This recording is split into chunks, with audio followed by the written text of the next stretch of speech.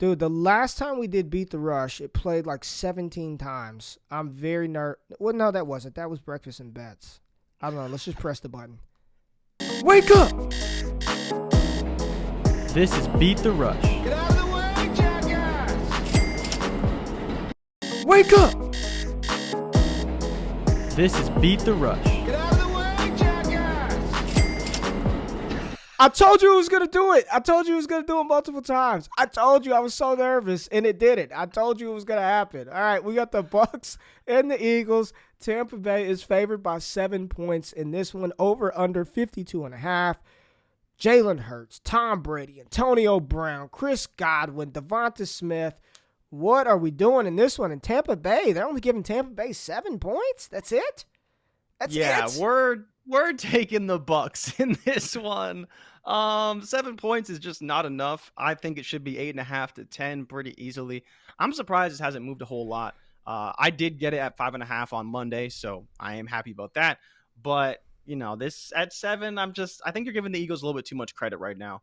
And while I do like the Eagles, I think they're a great team. I think they played pretty well last week. I don't think their defense is going to be able to do shit against the Bucs because Tom Brady's going to slice and dice them all day long. Leonard Fournette is looking better and better every week. The only player who's somewhat limited on offense is Chris Godwin, and he still led the team in targets. Caught 7 passes, had 70 yards, just didn't score a touchdown. So how exactly is Philly going to stop this offense? They gave up, I think, almost 300 yards, 5 touchdowns to Patrick Mahomes. So what is Tom Brady going to do to this team?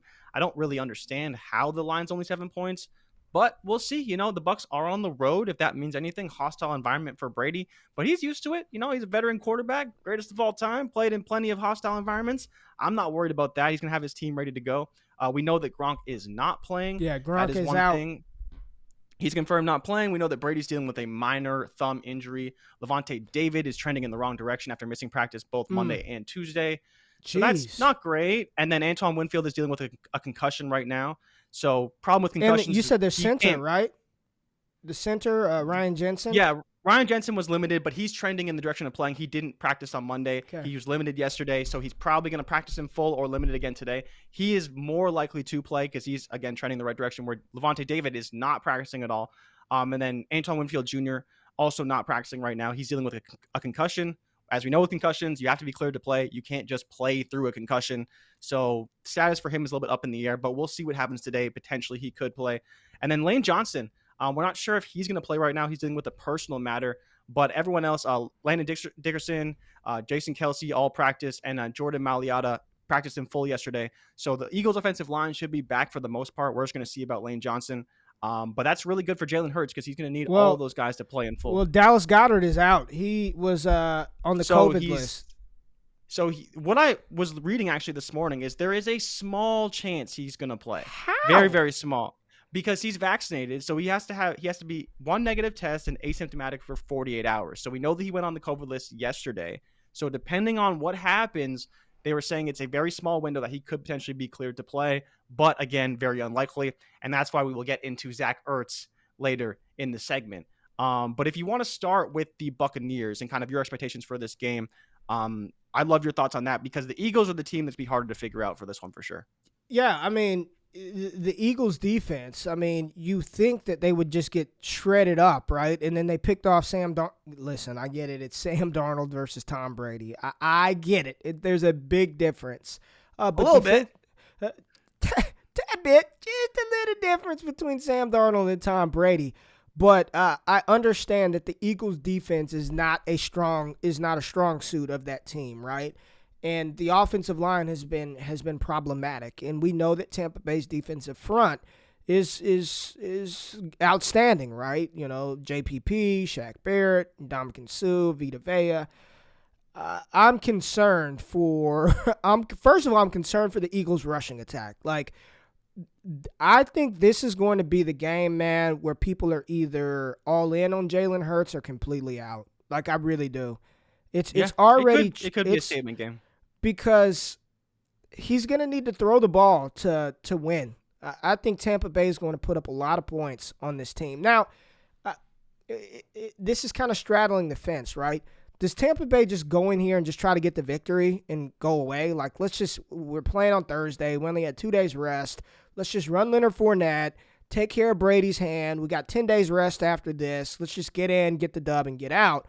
Or do they really try to put it on Philadelphia and pour it on? Does Tom Brady go to add to his MVP numbers? If that happens, Jalen Hurts is going to be required to throw the ball. And I'm not talking, 10-yard outs and slant plays. He's going to have to take shots down the field to Devonta Smith, to Quez Watkins. And right now, if you're going to exploit Tampa Bay, you have to do it down the field. You have to push the ball downfield, attack, threaten that secondary. You said Antoine Winfield is dealing with the concussion. There is no Carlton Davis. Sean Murphy Bunting is not there. Richard Sherman still is an old man. You've got to attack down the field with your weapons, and Jalen Hurts has to do that. If he cannot do that in this game, I think majority of people are going to just the narrative around Jalen Hurts, regardless if that's what the team thinks about him, the narrative is going to be he couldn't even beat a bad secondary. He couldn't even get down the field and beat a bad secondary. On Tampa Bay's side of the ball, I saw Hunter say he's smashing the Leonard Fournette over. It's the feature back, and with Tom having a sore thumb, I think they'll run a little bit more. That's what I was talking about. Do they just try to run the ball, get out of that matchup, and move on with the week? This is an intriguing one. I agree with that. This is an intriguing one because I think we could see that for sure. Because everybody talked about how Tampa Bay was just going to go in there and stomp New England, and it came down to a field goal. Tom Brady is the GOAT. Tom Brady is playing like the best quarterback in the NFL right now. But this Tampa Bay team right now is not the same Tampa Bay team that we saw last year. And in large part of that is just due to injuries, right? They had no injuries last year. They were the healthiest team. They returned everybody. But they're not as dominant as we thought on both sides of the ball. Offensively, I think there's no question. I mean, Antonio Brown literally looks like the AB from Pittsburgh. He looks like Antonio Brown. Again, the fact that he's this good after almost not playing for 2 seasons is incredible. You still have Mike Evans, Chris Godwin. Tight ends are fine. Running back Leonard Fournette looks like he's got his juice back. I don't know, man. This is just an intriguing matchup for me, and I really like a lot of the props in here. And I'm telling you right now, whatever the rushing yard props are for Philadelphia, I'm taking the under. Whatever they're at, I'm taking the under. Really? Yeah, they're very low. But yeah, to talk more about your point about the passing game, both teams are terrible in adjusted completion percentage. They both allow 81.5% adjusted against all teams in the NFL so far through 4 weeks because the week 5 stats haven't been added yet. So they are bad, very bad against the pass. And so that's why, to your point about Jalen Hurts, he needs to be able to exploit this matchup. And to your point about Tom Brady being the best quarterback in football right now, Jalen Hurts, surprisingly, has a better passer rating than Tom Brady does, which was shocking to me. I did not expect that at all. But Tom Brady and his bunch of wide receivers are going to score a ton of touchdowns. And I think, we talk about Leonard Fournette running the ball a lot. I think both could be true. I think we could see a lot of Brady and we see a lot of Leonard Fournette. Leonard Fournette, his over-under is 62, and we'll get to that a little bit later. But Brady over 2.5 touchdowns, I think it's a lock. I think it's going to be for sure. I'm very confident in it. It's plus 110. That's plus 110?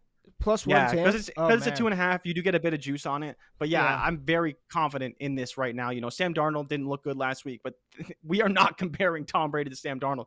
When a elite quarterback, Patrick Mahomes, played against this same defense, he put up 5 touchdowns. So I think that Tom Brady can easily throw 3, and he has the weapons to do it absolutely.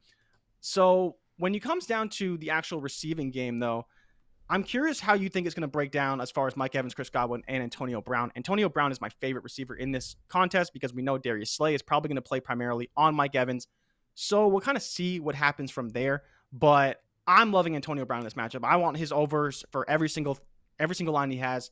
The main one I like is the receiving yards, like I gave to you. Float like a butterfly, sting like a bee. His little. Shit! Did you never get that? Hold on, baby. Say it again for the people. I like that. Float like a butterfly, sting like a bee. He actually, it's one he's had for a long time. If you followed AB for a long time, this is something from back when he was in Pittsburgh. Part of it is the black and gold, right? So float like a butterfly, sting like a bee.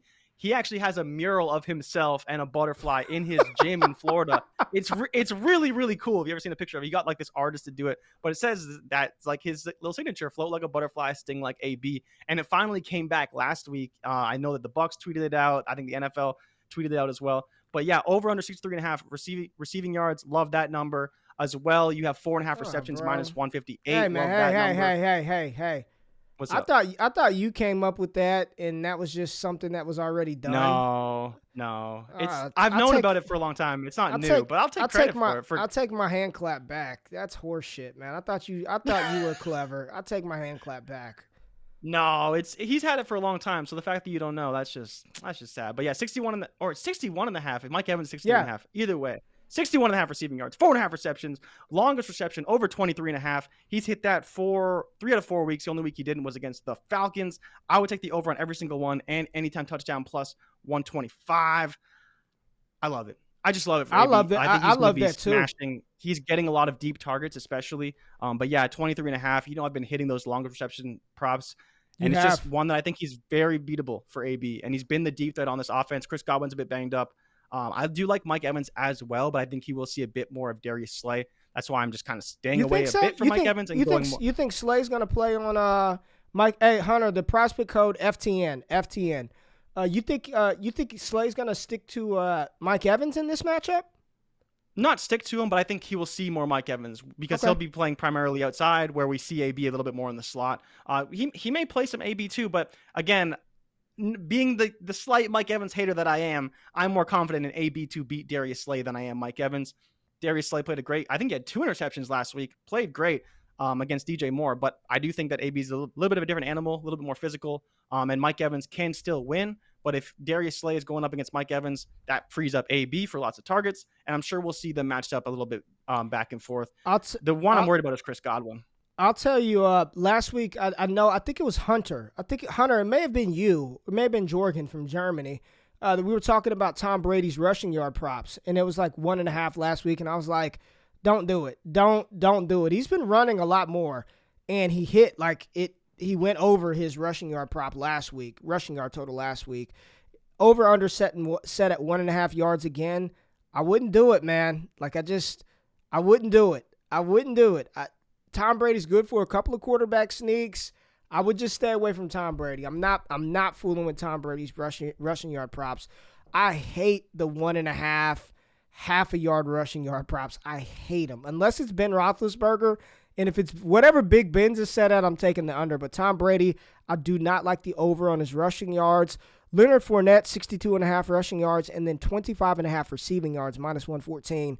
You interested in either of those? I mean, I'm with you. I just want to say I'm with you on AB. Anytime touchdown scorer, over his reception totals, over his receiving yard totals, I'm with you on those. I don't know about Mike Evans. I probably wouldn't touch Mike Evans if I were going to do anything and be an anytime touchdown scorer for Mike Evans. Because if we're bullish on Tom Brady going over 2.5, if we're bullish on Tom Brady going over 2.5 passing touchdowns, then somebody's going to catch those, right? And see, everyone's, with this hurt thumb, they might be try to pick up, a short gain on the ground.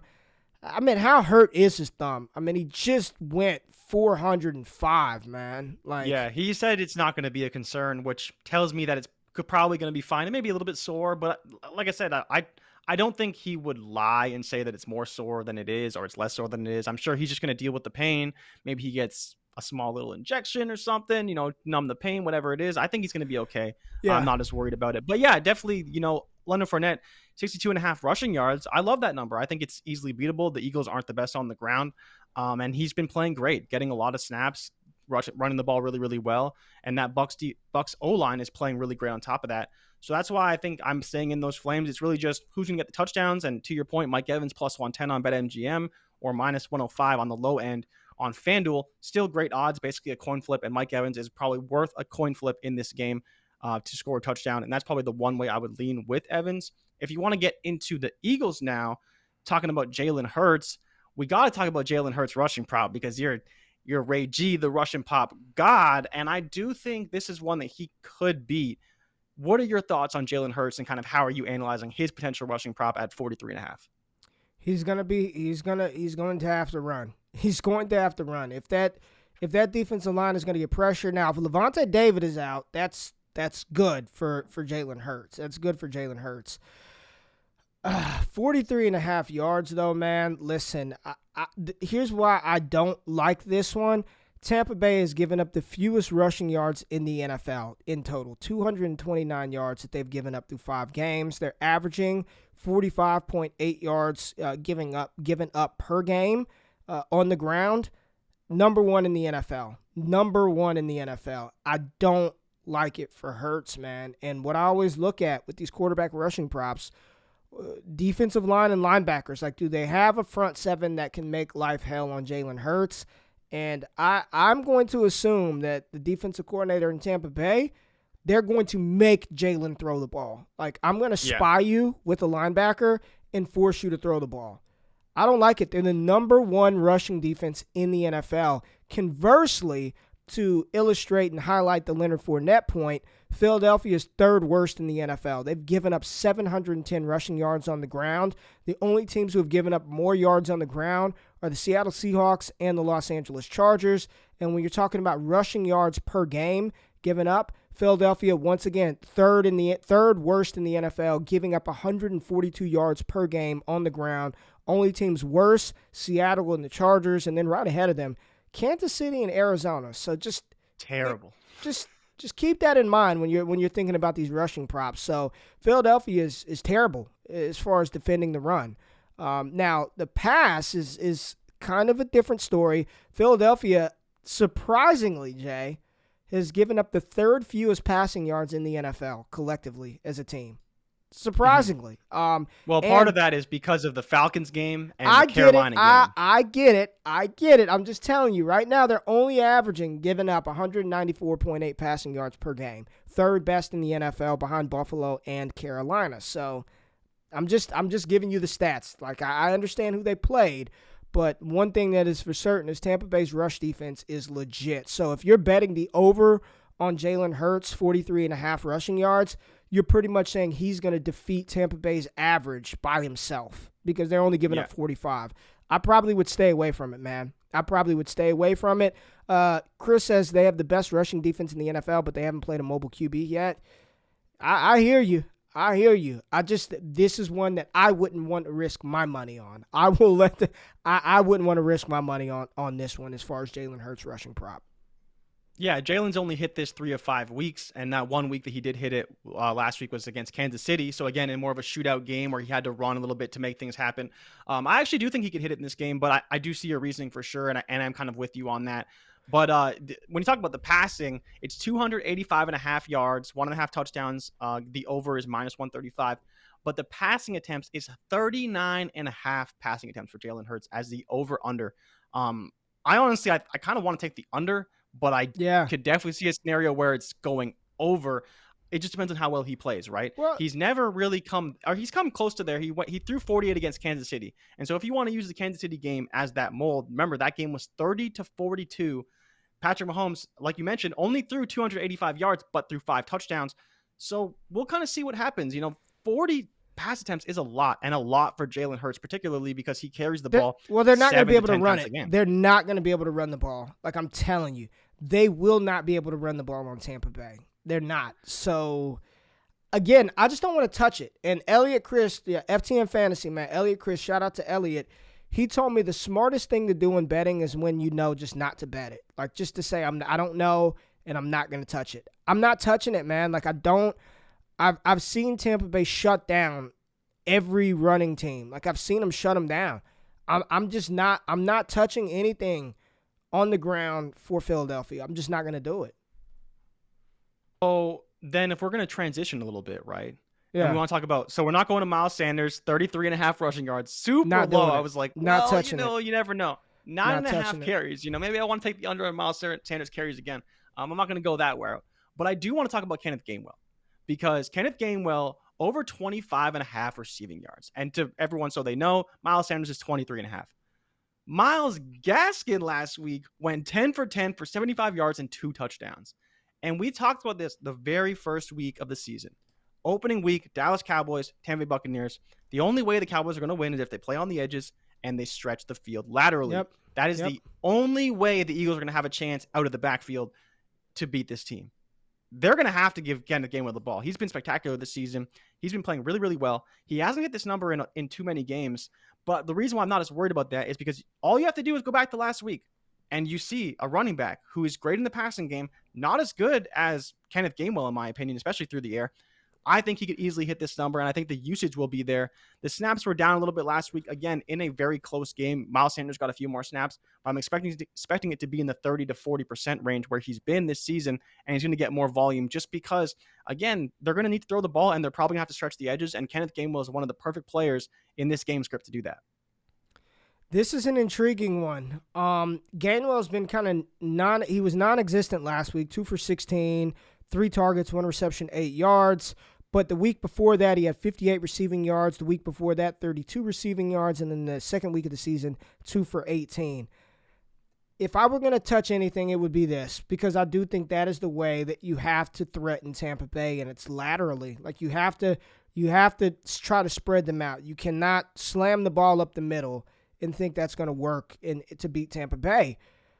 My question is, his snap share, his usage just was so down. I mean, he only played 24% of snaps in week 5. But the week before that, I mean, it was trending positive. He goes from 33%, 31%, 39%, down to 24% in a tight matchup in a game in which, they were behind. A lot of that game, they were behind in Carolina, and he only played 24% of offensive snaps, which is concerning for me. So if you're betting on a player to hit the over on any prop, and they're playing less than 40% of the snaps, which he has not hit at one point in time this season, I do not like it, man. I think the plays in this game are Devonta Smith, Quez Watkins, and Zach Ertz or Dallas Goedert. I think those are the props that I am confident in touching. Where's Devonta Smith at right now? He is 71 and a half rushing yards or receiving yards and 1.5 receptions or 5.5 receptions. To your point, he's been 7 receptions and at least 77 yards in his last 2 games. He went over 125 against Kansas City. And if he's playing against Richard Sherman, which all accounts, he will probably get some snaps against Richard Sherman. It ain't the old Richard Sherman. This is the old man, Richard Sherman, and he cannot hang with Devonta Smith, period. As physical as he can be and as well as he can play, Devonta Smith will abuse him if he's matched up one-on-one with him. He'll have to play off coverage. He'll have to play bail technique. He'll probably need safety help. And that's the reason why I do like this over for Devonta Smith. He is trending in the right direction. And we talked about him a few days ago when we talked about Jamar Chase and how great Jamar Chase has played, but he's just overshadowing Devonta Smith because of how well he's playing. But Devonta Smith is still playing very well in his own right. And I think you said he's on pace to go over 100 receptions and over 1,000 yards, which that tells you everything about how great he's playing. On pace. And he's I on pace for to be better. He's on pace for 85 receptions and 1,100 yards. That's what he's on pace for this season. Yeah. So again, he's trending the right direction. Damn, like he's going to be great. And that connection with Jalen Hurts is real. And he's going to be their main chain mover again this season. Like you talked about Quez Watkins, his over-under is 40 receiving yards, 39.5. So if you want to bet the over there, I'd probably be more inclined to go after his longest reception because we know that he is more of a deep threat. It's only 19.5. So I would think about smash that. I like that. I like the over on that, on his longest reception. I like that. Yeah, so if you want to even maybe hit both, maybe you hit one, not the other. But I do like both. I think 40 is very beatable. He could hit that on one play. But I think the longest reception is just more of a guarantee. And if you do want a long shot touchdown bet, 310 at a touchdown, which I think is pretty fair. That's on BetMGM. It's down to 240 on FanDuel. But yeah, 3-1 for him to score a touchdown is great odds for a guy that we know can get deep. It's just unfortunate that there was that one play, 92 yards, no touchdown.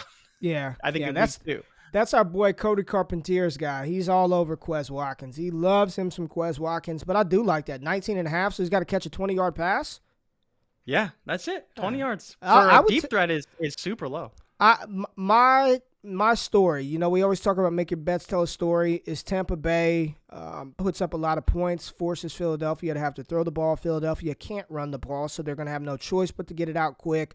I like Devonta Smith over. I like Quez Watkins over his long reception total. Kenneth Gainwell, that one I don't have a ton of conviction in, but I can see that coming to fruition. But I